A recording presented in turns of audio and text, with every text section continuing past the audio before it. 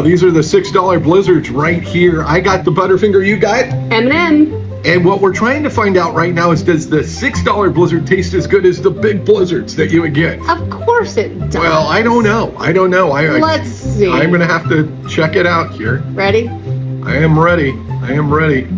All right, here we go. Oh, yeah. They do taste good. Come and get a $6 blizzard at the Roseville Dairy Queen.